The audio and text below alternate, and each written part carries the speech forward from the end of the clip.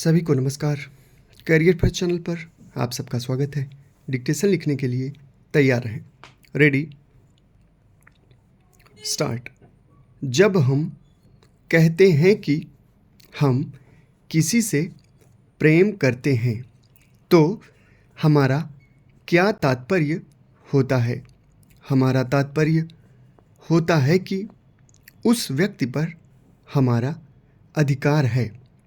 उस अधिकार से ईर्ष्या पैदा होती है, क्योंकि अगर मैं उसे खो दूं तो क्या होगा?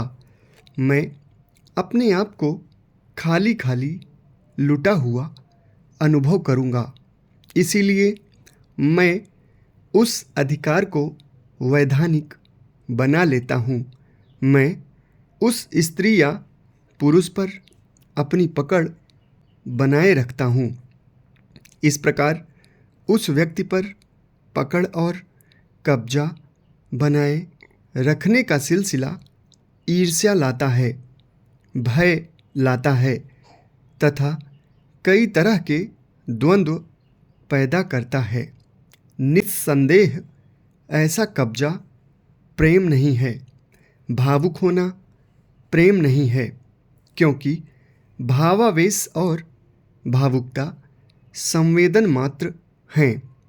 कृष्ण के लिए, ईसा के लिए, अपने गुरु के लिए या किसी अन्य के लिए रोने वाला धार्मिक व्यक्ति बस भावुक होता है, भावनाओं में डूबा होता है। वह संवेदन में, उत्तेजना में लिप्त होता है, जो विचार की प्रक्रिया है। और विचार प्रेम नहीं है, विचार संवेदन का परिणाम है। अतः भावुक व्यक्ति संभवतः प्रेम को नहीं जान सकता, क्योंकि जब भावाविष्ट व्यक्ति को अपनी भावनाओं का प्रत्युत्तर नहीं मिलता तो वह क्रूर हो सकता है। उसे आसानी से उकसाया जा सकता है। प्रेम को आप तभी जान पाएंगे जब सब कुछ विदा हो चुका हो, समाप्त हो चुका हो। ऐसा भक्तिभाव तो याचना ही है, किसी अन्य रूप में कामना पूर्ति की तलाश। जो प्रार्थना कर रहा है उसे प्रेम नहीं मालूम, चूंकि आप में अधिकार भाव है।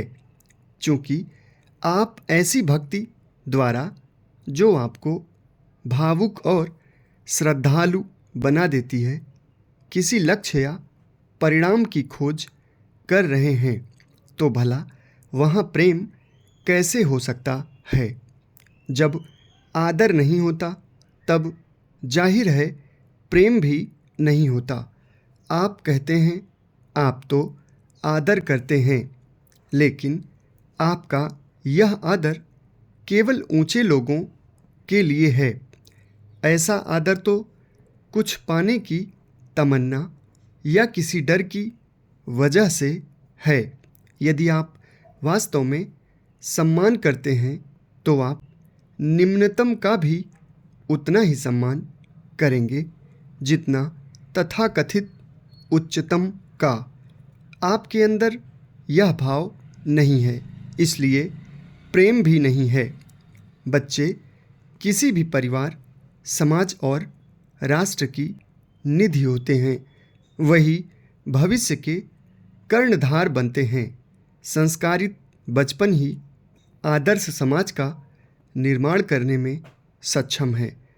अगर उनके भीतर शिक्षा के साथ साथ समुचित संस्कार भी हों तो निश्चित ही वे देश को नए आयाम प्रदान करेंगे। उनकी सेवाएं उद्देश्यपरक होंगी। दया, क्षमा, मानवता, परिश्रम और धैर्य जैसे दैवीय गुण उनके भीतर होने अत्यंत आवश्यक हैं। यही गुण उनको परिपक्व मानव बनाते हैं। बच्चों में संस्कार उन्हें उनके परिवार से मिलते हैं। माता पिता द्वारा दिए गए संस्कार ही भविष्य में बच्चों का मार्ग प्रशस्त करते हैं। समाप्त। धन्यवाद।